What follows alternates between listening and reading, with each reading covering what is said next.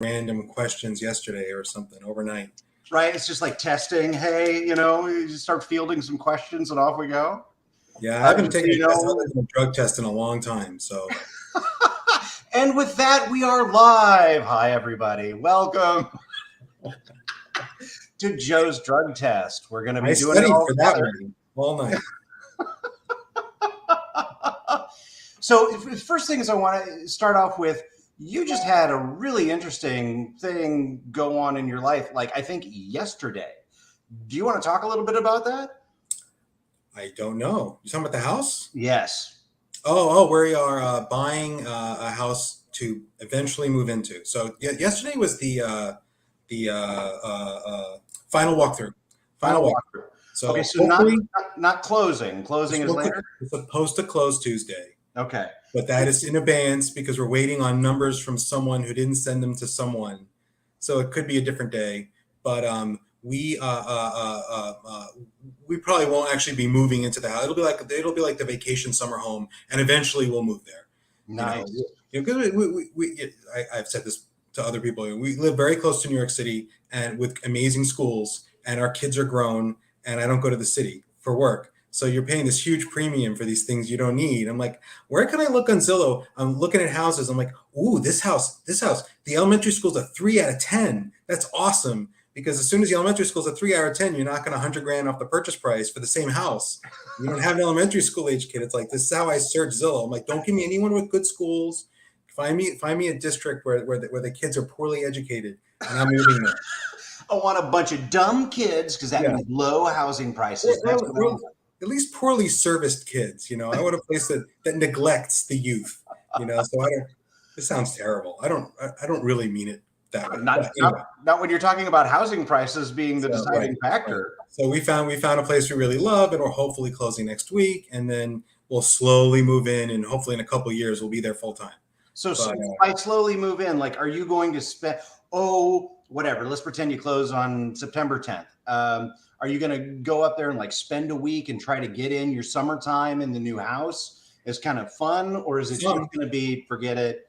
This is going to be if we want to go away for the weekend, we're going to that house because we can't afford to go anywhere else. We're paying 2 mortgages and 2 sets of homeowner, insurance and everything. That is all our vacations are going to be go to the new house, sit on the deck, look at the Hudson River, and that's going to be it for a while. But I can't even be there every weekend. My kids live in a different state. I have kids from a previous marriage. So they're in Maryland. So like tonight I'm driving to Maryland so I can see my son this weekend. So it's going to be kids.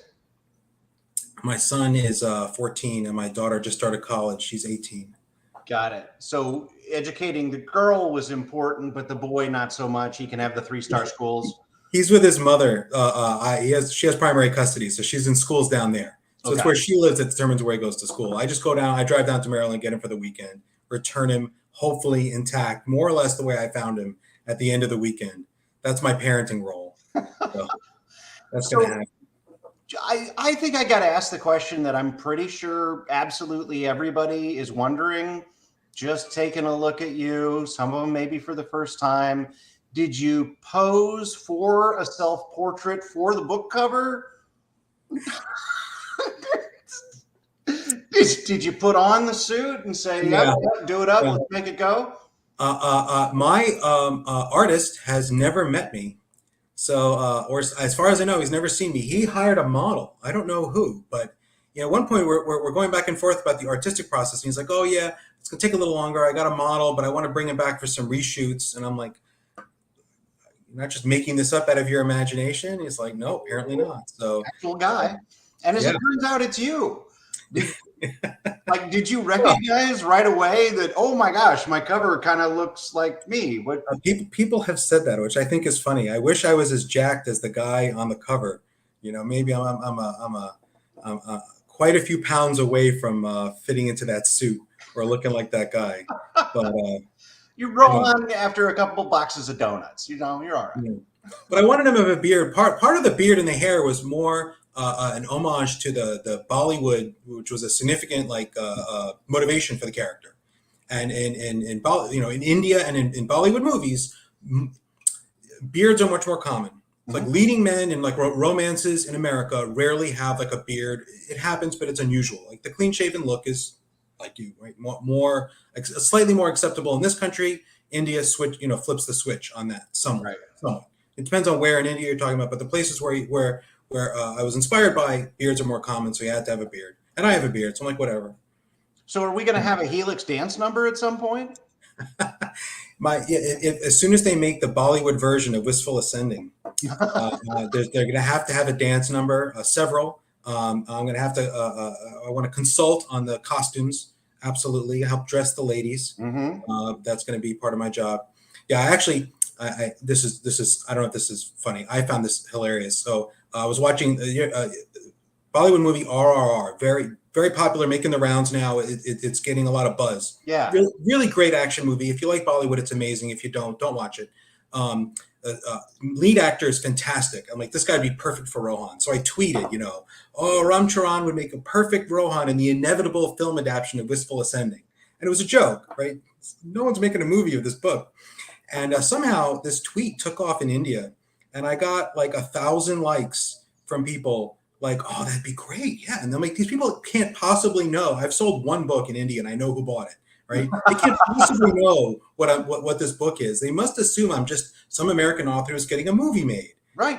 And then I had people angrily answering, like, oh, Ram Charan's much too important an actor to ever be in your like lame Hollywood ripoff. And I'm like, dude, this is you're not understanding the joke. This is not a real thing. I'm not Stephen King saying Ram Charan should be in my next film adaptation. This is not what's happening. Well, we can all cross fingers and hope. Yeah. One of the questions that they were asking is, who would you cast? If first of all, if you wanted this to get made, let's pretend, would you want it to be done as a movie or would you want it to be done as a series? I have to say series. Well, okay, really a movie, but a very long movie, which Bollywood does, right? They'll make the 3-hour movie with an intermission, and that would be fantastic. Right. But if you wanted to fit Wistful Ascending into a 90-minute movie, I'd have to cut plot lines, and I'm not about cutting plot lines. Right. Right. Like that's not. I'm not. This is a 120,000 word book. I'm not just chopping like the romance part out of there, or the bears. Nothing's going. So no, that's my artist answer. But the real answer is whoever will write the check. Yeah. Right? Anyone listening, I'm here to sell out. You want to write me a big check to make any kind of adaptation you want, I will sign the rights away. I'm happy to. Not that kind of offers come pouring in right now. Phone lines are open. Oh, I gotta mute my phone just in case. Let's put that on do not disturb because that could happen. So I want to ask you about Wistful a little bit, but I want to start with Rohan. Where does he come from? Because you were very specific about wanting to say, I want to do a superhero story that's not like a superhero story. And you actually, you had an interview. Well, you divided things up into two different kind of categories for superhero stories. You said there are things that are for children that have amazing powers and it's just all kind of for fun and we're going to ignore physics and you just get to put yourself in the pants of the good guy. And then there are the dark depressing ones where they're trying to deconstruct all of that and give yourself kind of a Watchmen feeling to it. You didn't want to be either one of those things. No. So I kind of want to ask, where did Rohan come from? How do you thread that middle line? What did you want to do here? Well, I'm amazed you did research. That's phenomenal. But you just expressed exactly what I would have said, exactly how I would have said it. I love that. Well, great. Then let's move on. I've answered. I wanted a superhero story for adults who still love superheroes. Not like, oh man, if people really had powers, they'd all be jerks. Like we've seen that, and I don't mind that as a consumer. I'll watch The Boys. I love that show. I love the comic. Watchmen, right? Yeah, it's good stuff. It's just not what I wanted to do. I don't like I'm not as interested in the dark side. Like, yes, people can be terrible. I believe you. If I disagree, I can watch the news. I have enough of that. If I'm going to write fiction, let me make it a happier and kinder place. But as a grown up, me personally, I'm not interested in the sort of breaking things down the way YA does for that audience. And again, nothing against it. It's just not my shtick. Yep.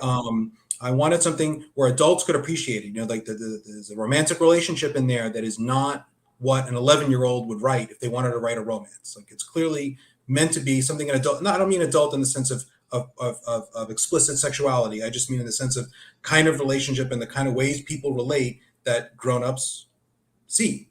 And I was highly inspired by a comic, Invincible, which is by what's his name, Robert Kirkman, the guy that does Walking Dead. And it's a superhero. It's a superhero comic. It's blue jumpsuit and goggles. Yeah. Okay. Yeah. Blue and yellow suit and goggles. There's an Amazon cartoon of it. One season's came out, which is excellent. Can't recommend it highly enough.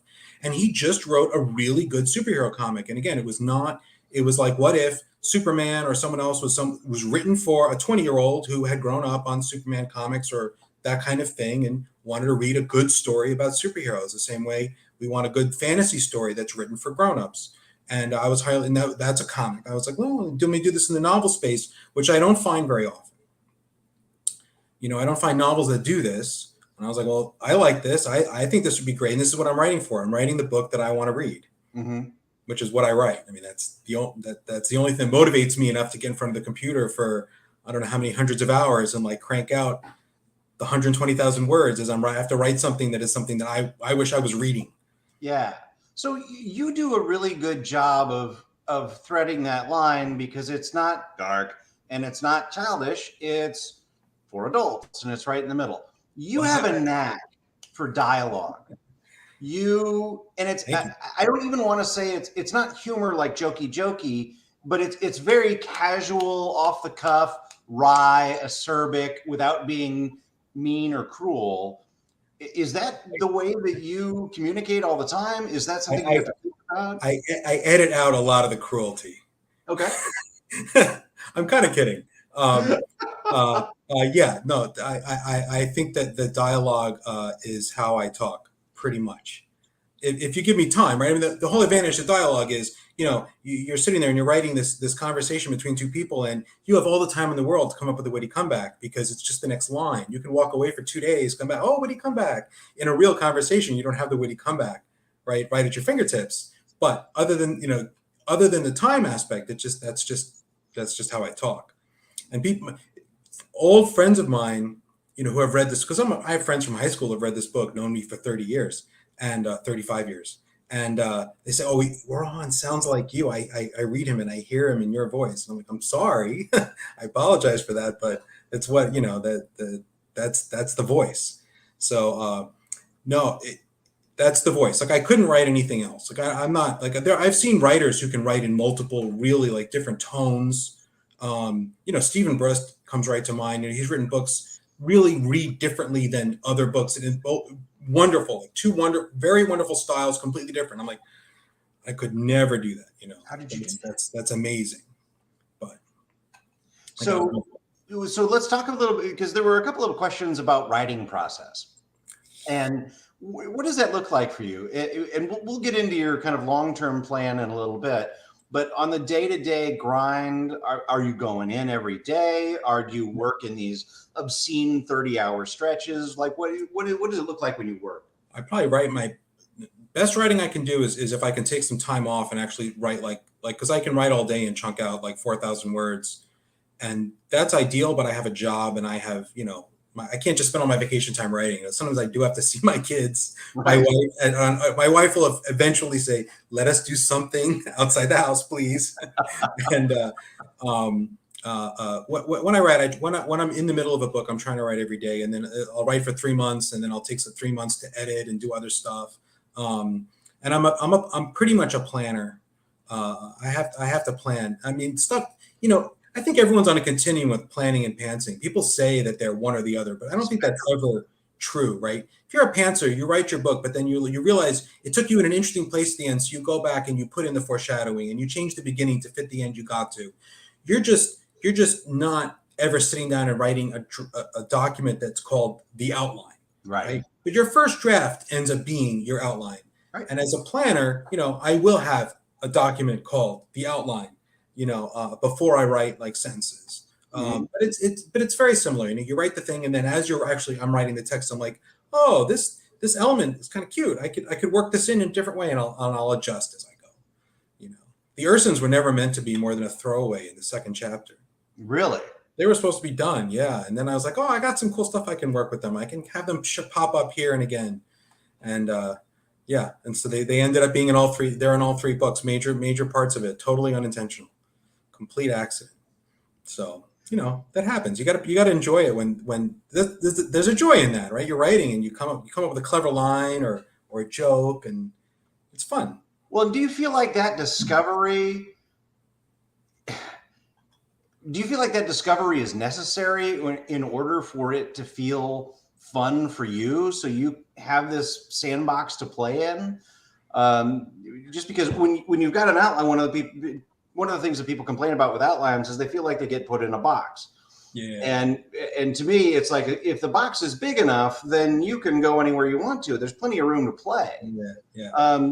But I mean, with you, it really helps planning out the whole thing in advance, and then you've got individual chapter boxes that you can play in. Is that right? If I don't know if I don't have a full plan, I can't write anything. But then I have to know that as I'm writing, I'll come up with something better and I'll adjust my plan. But I can't just sit there going, I don't know what's going to happen next. Let's just see. Because then I write, and 5 pages later, I'm done writing. And I know this from experience. I've written many first chapters. I never went anywhere. Right? I have a trunk, right? The trunk full of first chapters. So I think we need to talk about that real quick. You had said in an interview that the whole reason that you're independently published is, and I'll let you finish that one out. You've started so many novels. Go ahead. I started. I've actually finished a few, not in a long time. Yeah. My job is great, but it's not fulfilling in the same creative way that writing a novel is. And I really was feeling that itch. And I knew that the only way to get myself to actually finish this a book was to say, I am going to write this book, and then I'm going to release it, no matter how much it sucks. That was exactly what I told myself. And I did, and no matter how much it sucked. So I wrote the book, and that was my promise to and I knew, like, I can get a cover made. You can get a cover made for almost nothing, but I spent a couple $100. I didn't get an editor. I formatted it myself using Microsoft Word. I didn't know what I was doing. And then I was like, I'm releasing this because that was my promise. And it was okay, but it wasn't good. It was a book written by someone who didn't know how to write. So there's a lot of like these very the prose. The story was exactly the story of Wistful Ascending. The dialogue was probably the same, but a lot of like a lot of passive voice, overuse of adverbs, a lot of echoing, a lot of the stuff that anyone taking like a class in writing would learn not to do. That I had never taken a class in writing to learn. I did zero. There was zero craft in it. So people liked it enough that I was like, I gotta fix this. I have to give this thing a chance to live. I can make this better. Hang on. Let me get back behind the curtain. We'll fix it and we'll bring it back out. I spent a year learning how to write and rewriting that book. Okay, so let's talk about you and your artistic journey. Because you're a code monkey. You think you're a very kind of, right, left brain kind of guy that thinks logically, kind of the engineer type. We were talking with Zach Argyle the other day. It's a rarity for those guys to become creative or be able to activate both sides of their head. It's like your second interview in a row where you're telling the person in front of you that engineers don't have that creative side, and the second person in a row, right, telling you that I don't know that that's really true. You're wrong. I'm sorry. No, I get it.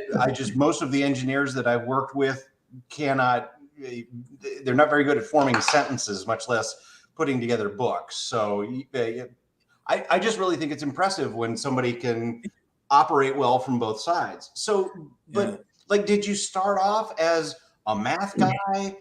Did you start off as both? Like, what does your experience look like? Like, start off in, I don't know, middle school, high school. Who are you in that period? Okay. So I was probably always better at math and science than I was at anything else. But like in school, it came naturally to me. Like physics came naturally to me, right? That kind of stuff. So in college, I did this brilliant thing. the, I decided, well, I could be like an engineer, or I could be like a computer programmer and like have like a pretty nice job and a cushy living and like do something that I'm naturally good, naturally suited for, or I could try something really challenging. So I decided to major in philosophy, like as Whoa. far away from that as I could, because I'm like, that'll be really challenging. Turned out to be too challenging. Okay. I mean, that sounds this is awful this because is you this just is have to read everything and then make everything up from there. but this is sometimes you can have people who are smart in a way, and I'm pretty smart at like math and science. I'm not brilliant, but pretty good, and I make very bad life choices. And this is a really good example of how you can be smart at one thing and not at lots of other things. This is Mhm. a bad life choice. But I always loved stories. I was like huge, and I was a big reader. I read comic books fanatically. I read novels fanatically. So I was always into that. And I wrote novels, on occasion when I'd have like I write novels always for the same reason. There's a streak of curmudgeonliness. I read something I really like that has a flaw that bothers me. Might not bother anyone else, but it bugs me, and I'm like, I could fix that. So I Huh. write a book. And that, Nice. Wistful Ascending is that. There's one thing in Invincible in the show, in the comic. It was comic, not the show. It came Okay. from the comic book. There was an element of it that bugged me. Not that it was bad. I don't think anyone else would care, and I don't want to say what it is because it's a spoiler. It's Okay. something that happens in like volume 6 or 7. But there's Okay. one. It's the balance of power in the universe. It's like if you have this story, like a comic book type storyline, and then someone's realized that there's some way that some bad guy could have militarily defeated everyone else. If there's a method to do that, and they didn't use it. So you have this backstory. This world's been in this balance of power for hundreds of years, and someone comes up with this way to shake up the balance. Well, why didn't they? No one figured that out in hundreds of years. That kind of thing really bugs me. Okay. So I'm like, I gotta fix that. That was the whole story of how Wistful Ascending was created. The whole world, the storyline, it all came from me being slightly annoyed. So when did you start originally working on Wistful Ascending? Right, late 2019. Late 2019. In a way, but the magic system is something I've been toying with for 25 years, like in tweaked and reused for lots of different stories. Some of the characters, Spiral, who makes, I don't even think he appears in the first book, but he's mentioned briefly. Okay. I wrote half a book about Spiral and Amber and List, who are characters in this that never went anywhere. Like I still have that. That's still in my mind the canonical backstory for these characters, but the book didn't really work. And I not a half a book. I wrote a couple chapters. Okay. I don't remember when. So elements of this I've been working on for 30 years, but the story really started in 2019. Before the pandemic, I just want to say, I wrote most of it before I was not a plague baby. Rohan is not a plague baby. Like, nothing against that. But people are like, oh, you wrote during the pandemic. I'm like, no, I started before. I was in full swing writing before COVID shut me into the house. So that's my, just want to make that clear. I don't owe anything to, Well, so I think this is in your bio. I don't remember, but it says a youth spent immersed in E.E. Smith, oh yeah, Micronauts, oh yeah, Bruce Lee, Conan the Barbarian, led to a lifelong obsession with martial arts and shonen manga. You want to talk about that panoply real quick and how that affects you and why you like that? Yeah. What's a short answer? Because we could go on about this for hours. And you don't have to go short. Well, I thought that stuff was cool. Like I really was fascinated. To me, okay, so I think I've written a blog post about this, but I don't know if I ever published it. I feel like growing up, there were two kinds of tough guys on Saturday afternoon movie theater. There were war movies or cowboy movies. I think of them as John Wayne movies, even though most only. And then there were like the kung fu theater, the Hong Kong schlock films. This is like late 70s, early 80s. And you watch the war movie, the cowboy movie. Why does John Wayne win? John Wayne is the cowboy. He's in the right, but we all know being in the right doesn't make you the victor. So at the end, he punches the other guy, and the other guy falls down. And because you have to sort of believe that this cowboy, the John Wayne character, is like a little bit bigger, a little bit tougher.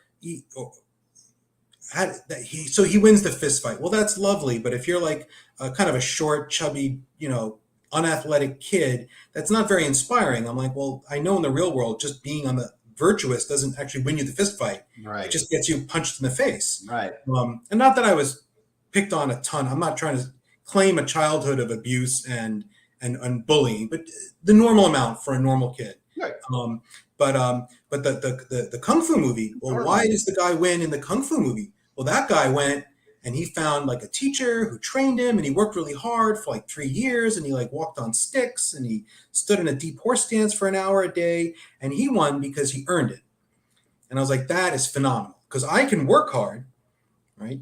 I can't be more athletic and tougher. I can't be John Wayne. I'll never be like 6'2" or whatever John Wayne's characteristics were that let him win those fights. Right. But I can work, so I can take martial arts classes, and I can lift weights. And why this resonated with me so deeply, I didn't really live a life of constant physical battles for survival, right? That's very, very much not my life. But I just thought that was like a much better model. So that fascinated me. And then that led into, reading comic books. I was a big fan of the comic books coming out of the 70s about like martial arts. And I was always a bigger fan of like the comic books about the street level heroes, like Master of Kung Fu, Iron Fist, the guys who trained. You were mad at Luke Cage that he didn't learn Kung Fu from Iron Fist, right? Yeah, so Luke Cage, the big strong guy, his partner's a Kung Fu expert. Every once in a while, Luke Cage will get into a fight with another big strong guy like the Thing, and I'll get his butt handed to him because the Thing is a slightly bigger, strong guy. And I'm like, Luke, learn how to throw a jab, learn how to like circle, like learn how to fight off the back foot. You've got a guy who can train you how to really fight, like box.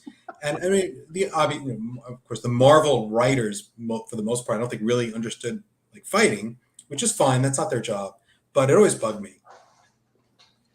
So I've been fascinated with this stuff so I was deep into comic books. I was at the comic book shop every week buying all the new releases.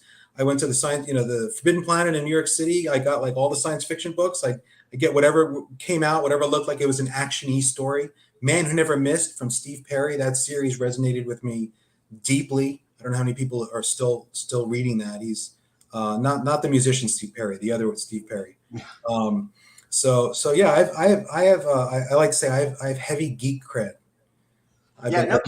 So one of the things that stands out to me about that list, that like one of these things is not like the other, is the Conan stuff, right? Was the Conan stuff more of a wish fulfillment? Gee, I wish I were this big giant guy. Yeah. Okay. Yeah. So to me, a lot of this stuff, a lot of fantasy and sci-fi, the action side of it, right, is a power fantasy, right? We go through our life, and if I'm going to be on a road for 4 hours, and I guarantee you, someone on the New Jersey Turnpike is going to cut me off because it happens every time, and I'm just going to take it. I'm going to just I'm just going to slow down a little bit. I'm going to drive along. I'm not going to find that guy and beat the crap out of him in his front yard. That I shouldn't. All right, I'm not saying I should, but I won't. Even if I could, I would not. Right? But you are going to be the bigger man. Yes. At least my waistline. But I'm gonna want to. Right? So you have to, on some level, love the Tony Soprano character, who someone cuts him off in traffic. He knocks down the license plate number, makes a phone call, and that guy doesn't see his kids ever again. I'm not saying you should actually do that. I'm not saying it's right, but on some level, on a visceral level, you have to sort of love that. And you look at like a good like Frank Frazetta cover for one of those old Conan paperbacks, and like Conan or the guy with the axe on the horse, or that imagery, or from the comic. I can't think of the comic artists that I really like, but there were a lot of them. And you get this Conan's not taking any grief from anybody, and that's a very appealing, especially you're a kid and you kind of I'm a kid in 1980s New York City, riding the subway every day to high school, and if someone picks a fight with me, I am not going Conan on me, right? Because I know that guy could very easily have a gun or something, and I am just saying, oh, I'm so sorry, sir, that I was in your way when you barreled down this subway car, please. It's the real thing that happened right here. Yeah. It's not worth it, right? It's never worth it. But you love the idea of, Conan would just pull the sword out and cut this guy in half. So Ron's this, it's why we like superheroes. It's why we like the idea of someone who can, even if it's not about, getting revenge on the guy cutting off in traffic, someone who can right a wrong, right? Superman sees someone getting mugged in an alley. Superman flies over and pulls the mugger off them, and the guy stabs him, and the knife breaks. We love that. We love the idea of being able to do that, Yeah. even if it's not in our own defense. And we love John Wick, right? Uh-huh. They kill his dog, and he goes on a rampage and makes them pay. And anyone, if you've lost a dog, you're like, yeah, I wish I had John Wick's skill set. Never kill the dog. Oh, you Right, killed the right. dog? Okay, you deserve everything you get. You and all your friends. No dogs will ever die in the hybrid Helix. I guarantee it. I guarantee. With hybrid Helix, one of the things that stands out among many is Wistful and the idea of a sentient ship. And it's not really the first time that we've come across it, but for me, it's the first time where it felt really organic. It was the way it was introduced. It was the way that she communicated with him. It all felt really good. Where did that come from? How did you come up with it? How did you decide that's what you wanted for the first story? Okay. It may not be clear from what I wrote, but the magic system's a hard magic system. Like there are rules, there are very specific constraints on what can and cannot be done. I'm a big believer in hard. It's what I prefer when I read. It's what I definitely have to write.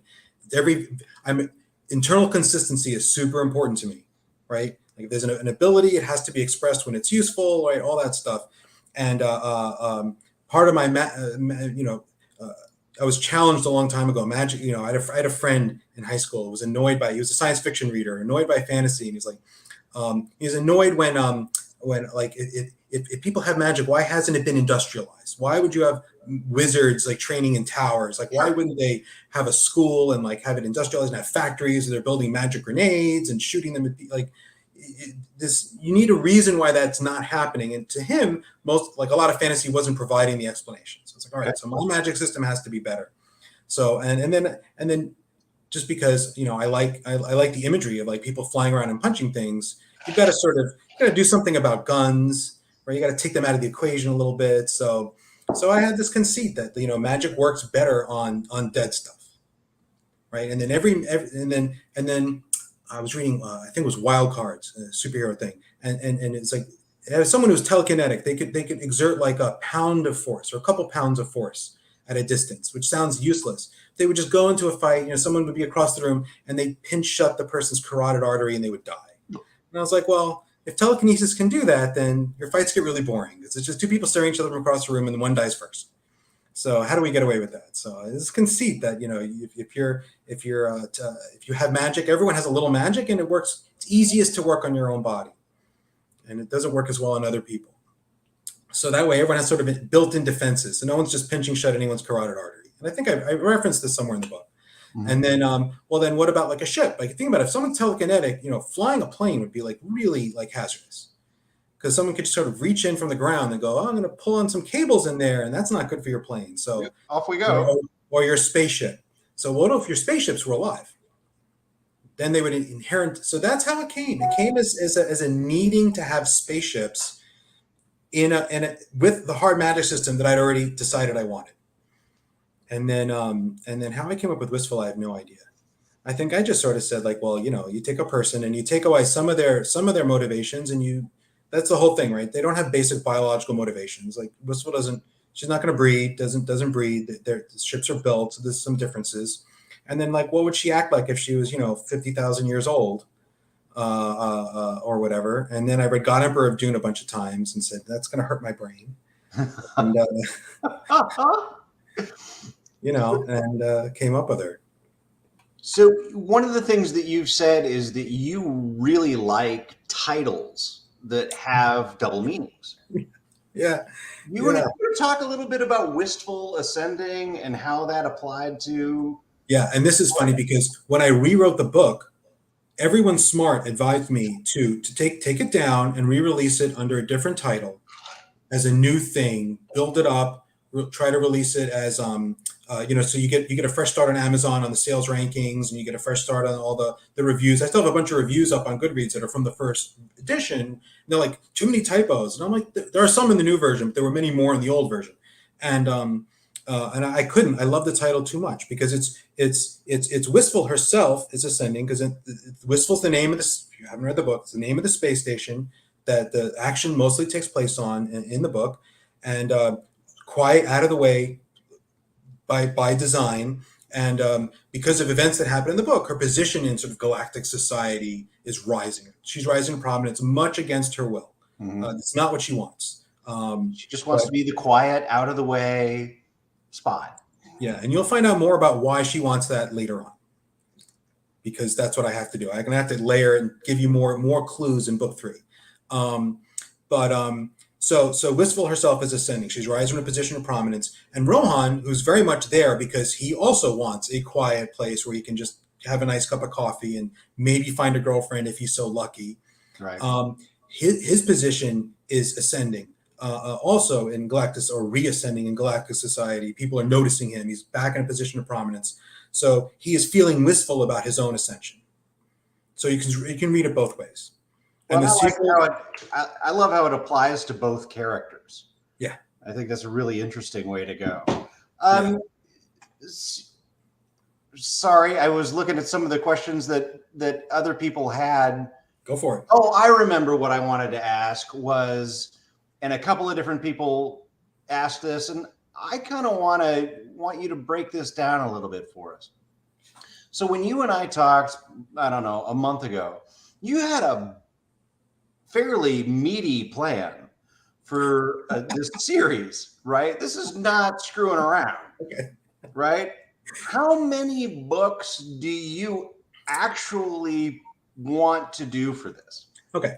So the for people who haven't read them, this is very much in the style of like the Harry Dresden series structurally, right? It's a series of standalones. Yeah. I don't Andy, I don't know if you've read Harry Dresden, but just the first 3.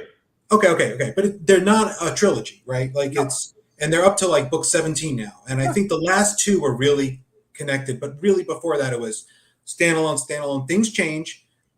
Characters grow and develop from book to book. Harry grows and develops, like the situation, but it's definitely standalones. You should read them in order, and so that's the structure. And someone once, and I don't even know if this is, I never actually verified this. Someone said that Jim Butcher has said it's going to be a 25-book series. So I'm like, there you go, 25-book series. We have the same cover artist. That's where I got Chris McGrath from. I looked at, I'm like, I need a cover artist. I looked on my shelf, like, oh, what's this Harry Dresden? Who did this cover?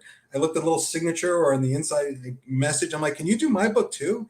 And to my complete shock, he said yes. So we share a cover artist. Nice. But yeah. Wait, you want how much? Hey, whoa, no. Well, because you did not skimp on your second cover. I mean, you shelled out the dough. Yeah. I mean, Chris is totally worth it. I don't know if it was a smart business decision. That's if any young authors are listening to this, don't listen to anything I say about how to create a career or market or make money, because I'm the wrong guy. What you're going to do is write a book, release it, then pull it off the shelves, rewrite it, re-release it with it. I'm gonna write an autobiography called, like Life of a Writer, a cautionary tale. That's gonna have to be the subtitle. Don't do what I say or do neither. Do something else. So I've latched onto this 25-book idea, and it is not completely serious, but it's not completely a joke, because I really have I have book 3 is written, it's in editing, final editing. Book 4, I have an outline, right? Book 5, I have a 1-page summary of what's going to happen. Beyond that, I really don't. But I have definite like a broad character arc for Rohan. I know how he has to change in a very significant way from where he is now to where I want him to be when the series ends. And I have story like setting arcs that are going to be different than where he is now, that are going to take many books. Now, should this really be 25 books? I mean, to answer that, you'd really want to plot out 25 books. So it's kind of a joke, but it could be 25 books. It could be 20 books. I mean, I hope at that point, if I wrap up the series, no one's gonna be mad at me for not hitting the 25 number. but it's a lot. And I don't, we talk about planning versus pantsing. I'm not willing to lock myself into, this is what happens in book 7. This is what happens in book 13. To do that now, I'd be closing off too many doors. It's not worth it. There's nothing to gain. It's a lot to lose. And it's going to be more fun for all of us if you get there organically. Yeah. And just letting it grow, because you know where you're going. I do. You'll get him there in whatever way it feels best to get him there. I have a lot of the pieces of where he ends up. I know, and I know like what you want to happen at the very end, in terms of the global threat and how it's addressed. You've got your dismount ready to go. So one other thing that I wanted to ask before we go into the finale is, when is the 3rd book planned to be released? So I want to say by October, maybe even early October. So I have to do one more pass, then it has to go to my line editor, and then she has to do one more pass, and then because I'm not smart, I'm going to do one more pass, which is really dumb. Don't ever do this. Don't ever do a pass after your line editor is done my line copy editor, who's wonderful, Lauren Donovan. But she's going to do it, and then I'm going to touch it and mess it up more because I'm compulsive. It's a terrible idea. I just need to ruin all of her good work. I need to ruin it. Not all of it. I'm going to ruin a lot of it. Right. I can't ruin all of it, but I'll ruin a lot. And I'm so sorry, Lauren, if you ever listen to this. She won't. And I have the cover though, so I'm super motivated. But I got kind of burnt out this summer. I just had a lot of and please don't take this as I had a very crazy kind of summer on a personal level. Nothing bad, right? I don't want anyone to feel bad for me, but I was very distracted. A lot of weird stuff going on, buying a house, lost a car to a flood, just a lot of craziness, and it kind of took me out. And then I was really trying to build up some tension for the books, which worked really well. Jordan Bruxton, man, he's been a hero for me. I entered in Spiffbo and SpaceFic, and tried to get on Twitter. So I've been spending a lot of energy like trying to build up some relationships on that end because I'm like, I can write the next book, but if no one reads it, basically if no one reads these or buys them, then I have to stop getting the pretty covers. fundamentally the problem. I really want the pretty covers because I really like them, and I can't justify paying for them out of pocket forever because I have kids to feed. That's right. You only need to pay for 24 covers, 25. You're fine. Yeah. Don't ask what that's going to cost. That's not cheap. $250,000 in covers. You got it. Yeah, it's not that bad, but it's pretty. The production, it's production values, but I have to slow down on that unless I can sell a bunch of books. So if you want to see pretty covers for book 4, people buy the first 3. So folks, do you like the covers? Do you want to keep seeing more? Then you got to tell your friends to buy the books. This is what it takes. That's what it takes. And I think Jord and Andrew, and you got a lot of people in your corner. And I discovered you because of Andrew. And they've been fantastic. Really, fantastic. It's just they're so great to bang the drum for writers that they love, and it's just so nice to have them in your corner because when you're an independent author, it's like. And I think you said this in an interview, you get the opportunity to do everything yourself, but you also don't get to blame anybody. Yeah. Right. Yeah. And I'm so grateful to Jordan for taking a chance on the book and then trumpeting it to other people, which gave them a reason to take a chance on the book. But I understand why people wouldn't. Like I really do on some level. Like there are a lot of self-published books and it's very hard to tell from a blurb and a cover if it's going to be worth reading. It's very hard, and I hate this. And whoever you are as a reader, many of them won't be. Maybe different than a different reader, right? Maybe not the same set of books, but a lot of them are not going to be So I understand people's reluctance, and I loved what you said. You were talking to Jordan and I think on the interview on your channel, and you were like, "I would never have picked this up," and I'm like, "He's exactly right." Most of my readers, I hear that so often. It's hilarious. Oh, I never would have picked this up, except someone told me to. I'm like, okay, I hear you. Yeah. Well, that's the great thing about reviewers is that they're willing to be the first one over the line and go over the hill and see what's on the other side of the hill. And with self-pub, a lot of it is drag. And they're the ones that send up the flare and say, hey, we like this one. Check this one out. And it's just, it's great that they're there. First line of defense, really. And this is the job publishers used to do. Yeah. And publishers they play it very safe. So if you read just stuff from Just Tor, you're going to have a wonderful experience, but you're going to have a narrower set of the kinds of things you can read. Yeah. And if you want something a little different, you're going to have to go to someone's self-pub. No, publishers were not picking up my book, right? They don't publish things like this. Right. There are people who really like things like this.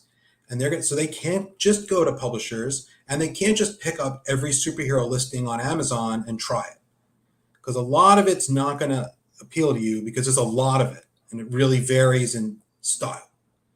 And you could say quality, and I'm not saying some are better than others, but really different. Sure. Really different. So, you don't want to plow through like 10,000 ebooks about superheroes on Amazon, hoping to find one that works for you. You got to go to the reviewers. Yeah. So, absolutely. Well, because my time is valuable. I don't read 20 books a month. I get in maybe 15, 20 a year. And I don't want to waste my time on the stuff that doesn't work. And for me, am I going to pick up a space superhero story? No.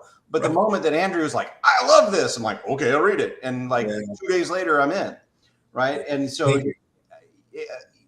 I think that your writing has this magnificent, clean, stylistic voice that comes off as so natural and organic. And it is the easiest thing to turn the page and keep on going. Because not only am I interested in what's going to happen next, I'm deeply invested in those characters because you've done such a great job of painting them so well. And I want them to do well. I want them to succeed. I want them to not die when they go down on the planet. I'll give you a hint. Well, first of all, thank you so much. And coming from you, that's high praise, because Legend of Blackjack was an excellent, excellent book. So you know more than a little bit about writing compelling characters and making someone want to turn the page. But I promise they're going to be okay. And the anti-grimdark, you're not going to get to that scene where they're all being tortured for like 5 chapters. It's not going to happen. I'll promise it up front. We'll skip on all that. And I just thank you for putting together a story that is original and compelling. And I think really actually has something to say about the human condition. So I just really appreciate you for that. Thank you so much. Are you ready to do 2 minutes? I guess. Don't worry, it's not nearly as difficult as it sounds. Yeah. All right, we're doing 2 minutes with JCM Berne starting. Nope. All right. Do you have a music playlist while you are writing? Yes, it's on Spotify, Rohan's work playlist. Ooh, is it available to all of us? Is it? I think so. I think so. If it's not, then I've got to fix something on Spotify. If you had to pick 2 books as your inspiration for writing sci-fi, what would they be? Invincible, comic, not a book, but so sorry. Man Who Never Missed. Got it. Boxers or briefs? Boxers. Do you have a favorite character to write? Probably Rohan. Or Whaley. Got to be Whaley. Whaley. All right. Well, why are space bears so cool? I have no idea. Just actually, I'm really curious. No, I'm not going to do it during the 2 minutes. I am very interested in where you kind of generated those. If someone is considering picking up your book that has never read you before, who is your perfect reader? What are the things that they like? Someone who likes sort of action, sci-fi, space opera, and is willing to take a chance on superhero stuff. Yes. That's the trick. If you could have written any book other than your own, what would it be? What's the thing that you aspire to? A bestseller. I'm sorry. Are we just picking any bestseller? Thornbirds will work. Yeah, probably. If I mean, if I could have been a different person and a different kind of writer and written a different kind of book, Jack Reacher. Oh yeah, that's not bad at all. That's not a book, but you know what I want. If I could be anyone else, I'd be Lee Child. What is your guilty pleasure? Bollywood movies. Nice, not guilty at all. Who is your favorite cartoon character? Oh, gotta be Invincible. What is it more than anything else the world needs right now? Oh, Oh, I'm so sorry, we're out of time. that was a tough one. That was a tough one.